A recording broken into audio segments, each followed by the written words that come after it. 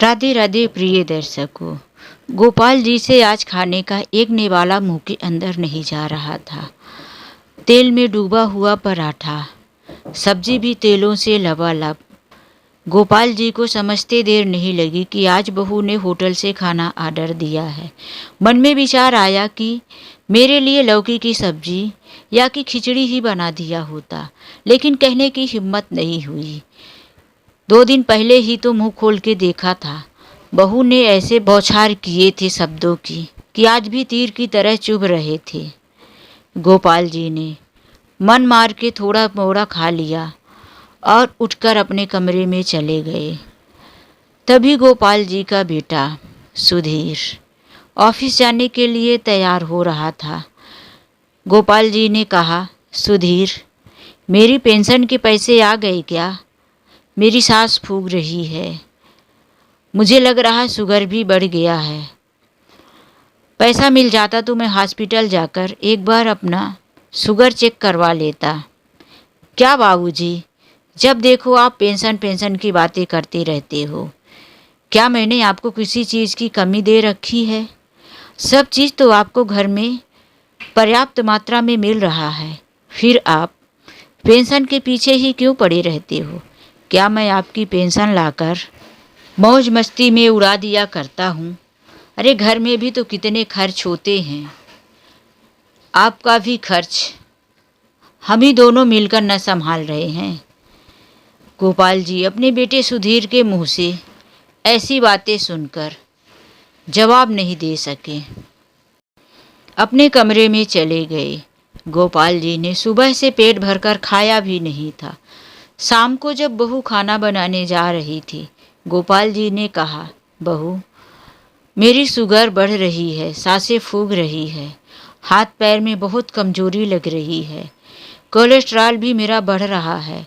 मुझे आज बिना तेल मसाले और बिना मिर्च की सब्जी बना कर दे देना। मुझसे ये इतना तेल मसाला खाया नहीं जाता। इतनी बातें सुनना था कि बहू ज़ोर ज़ोर से चिल्लाने लगी। सुबह का जो उसके अंदर गुबार भरा हुआ था वह फट पड़ा। अरे, आपको मैंने सुबह इतना अच्छा खाना दिया था, आपने थाली में हाथ धो दिया। कितना नुकसान किया आपको पता है? एक लोग का खाना 400 रुपये का आया था, आपने सुबह ही 400 का नुकसान किया। आपको तो कभी कुछ पसंद ही नहीं आता। मैं कितना भी अच्छा आपके लिए कुछ कर दूं, हमेशा आप कुछ न कुछ गलतियां निकालते रहते हो। मैं तंग आ चुकी हूँ आपसे। कब पीछा छूटेगा ऐसे इंसान से? कब हम अपनी मर्जी से कुछ खा पाएंगे, आज़ादी से इस घर में जी पाएंगे? कभी कभी तो मेरा मन करता है कि अपने बेटे को उठाकर अपने मायके चली जाऊं। बहू के ऐसे तीखे शब्दों को सुनकर गोपाल जी आंखों में आंसू लिए हुए अपने कमरे में चले गए। अरे, मेरी वजह से बहू घर छोड़कर जाएगी।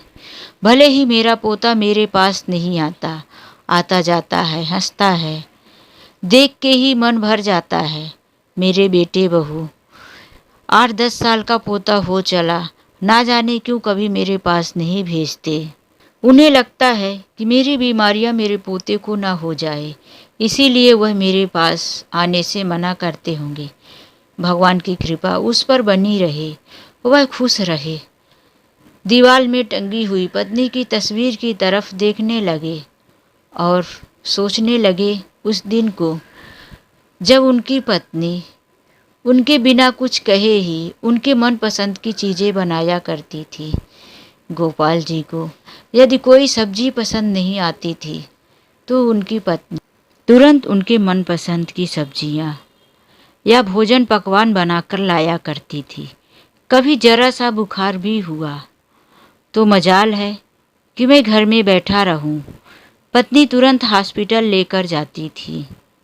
और आज देखो, महीनों से बीमार पड़ा हूँ। बेटे बहू को कोई चिंता ही नहीं है। आंखों से आंसू बह रहे। बहू के तीखे शब्द बार बार उनके हृदय को वेध रहे थे। काफ़ी दिनों से गोपाल जी की बेटी भी मिलने नहीं आई थी। अचानक से उनके मन में आया कि क्यों ना कल मैं अपनी बेटी के पास मिलने चला जाऊं। सुबह होते ही गोपाल जी ने सुधीर से कहा, सुधीर, तुम मुझे मेरी बेटी के घर छोड़ दोगे? मेरा बहुत मन हो रहा मिलने का। सुधीर ने कहा, अरे बाबूजी, मेरे पास तो टाइम नहीं है। आप जाना चाहते हैं तो बस पकड़कर चले जाइए। गोपाल जी ने यही किया, बस पकड़कर अपनी बेटी के घर चले गए। अब तो गोपाल जी की बहू घर में स्वतंत्र हो गई थी।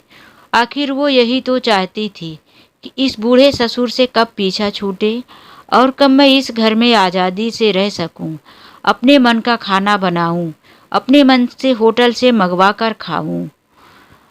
वही आज़ादी उसे मिल चुकी थी।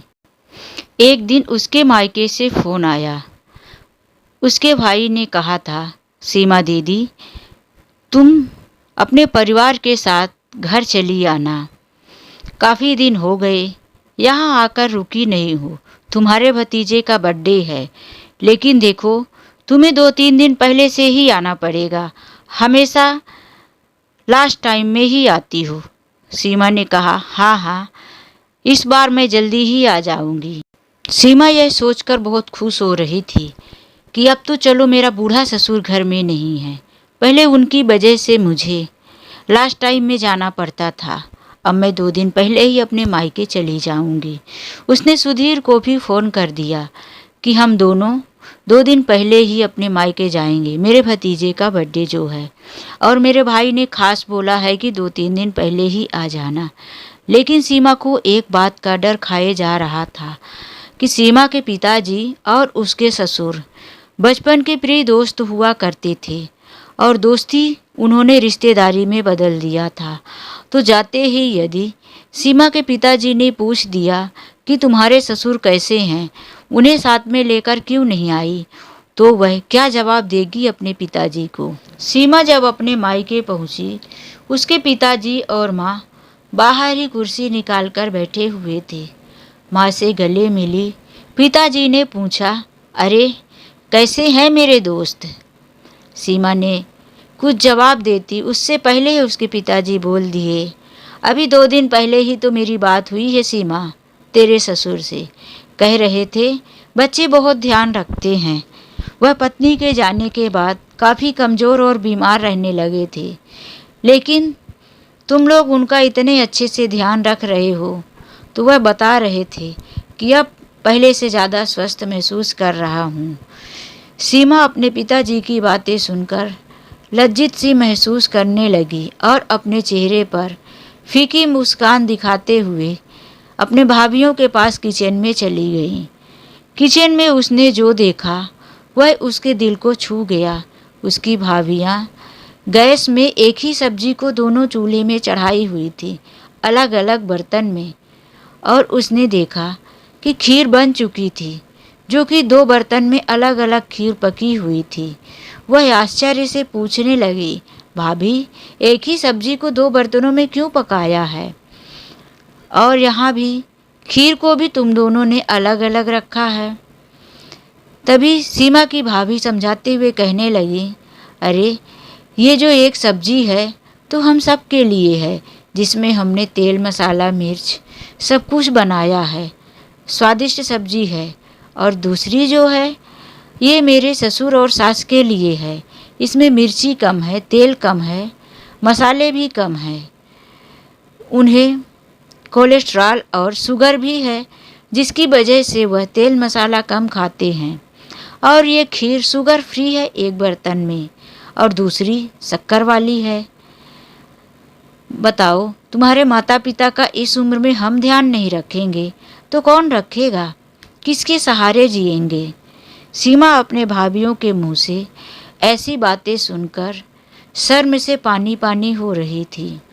उसने देखा कि खाना बन रहा था। तभी उसकी भाभी 2 कप चाय बनाई, शुगर फ्री, और अपने सास ससुर के लिए ले जाकर देकर आई। सीमा ने कहा, भाभी, खाना अभी बन रहा है, 2 घंटे बाद तो खाना ही खाएंगे, फिर चाय। अरे वो लोग बाहर बैठे हैं सीमा, उन दोनों की आदत हो गई है बीच बीच में थोड़ा चाय, गरम पानी या कि कुछ थोड़ा मोड़ा खाने की। 2 घंटा तो बहुत होता है ना। 2 घंटे तक मम्मी पापा ऐसे ही एक साथ भूखे नहीं रह सकते। यह देखकर सीमा आश्चर्यचकित हो रही थी कि मैं तो अपने ससुर को दिन में 2 बार खाना देती हूँ, और वो भी अपने मन का।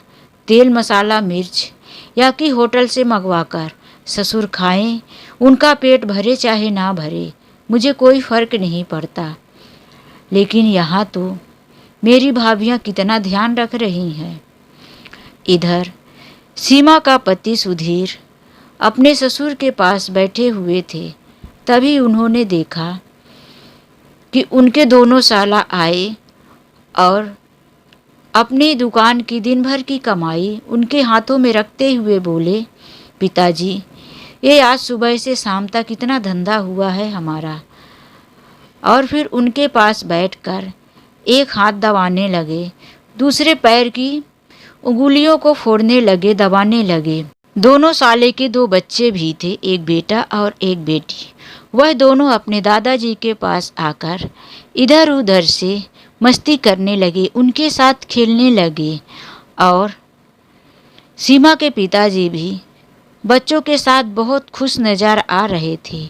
वही बच्चों की हरकतें देखकर सीमा की माँ भी खिलखिलाकर हंस रही थी। उस घर का माहौल देखकर सुधीर दंग था। अरे, उसके दोनों साले अपने पिताजी के साथ हंस हंस कर ऐसी बातें कर रहे थे जैसे कि वह दोस्त हों। दिन भर उन दोनों ने अपनी दुकान में कैसे कैसे सामान बेचा, क्या क्या किया, वह सब अपने पिताजी को बता रहे थे। सुधीर मन में सोच रहा था, यहाँ कितना सब कुछ अलग है। मेरे ससुर के पूरे परिवार वाले उनका कितना ध्यान रख रहे हैं। सास भी अपने बच्चों की हरकतें देखकर हंस रही हैं। पोते पोतियों की किलकारी गूंज रही है। और एक मेरे घर पर मेरे पिताजी कभी अपनी हाल चाल भी बताने मेरे पास आते तो उनका सुनने का भी मेरे पास टाइम नहीं है। दोस्तों की तरह बातें करना तो अलग, कभी मैंने उनका बेटा बनकर भी नहीं देखा। कभी मैंने अपने बेटे को उनके पास जाने नहीं दिया। मेरे पिताजी ने कभी अपने पोते का सुख नहीं देखा। मेरी पत्नी हमेशा अपने मनमानी करती रहती है। कभी उसने ये पूछकर नहीं देखा कि पिताजी, आपको आज क्या खाने का मन है, आपके मनपसंद का खाना बना दूं। ये सारी चीज़ें मैं जानता हुआ, समझता हुआ भी कभी अपने पिताजी को नहीं समझ पाया। मेरे पिताजी माँ के जाने के बाद कितना अकेलापन महसूस करते हैं, कितना परेशान रहते हैं, ये मुझे पता है। लेकिन मैं कभी उनके साथ उनके दुख दर्द को बांटने की कोशिश नहीं की। आज मैं कितना शर्मिंदा हूँ। अपने मन में प्रायश्चित करते हुए वह शर्म से दबा जा रहा था। सीमा और सुधीर जब अपने घर जाने लगे, कार में उन्होंने एक साथ दोनों एक ही बात बोल डाले। सीमा ने कहा, हमें पिताजी से माफ़ी मांगना चाहिए। और यही बात सुधीर के मुंह से भी निकल गई।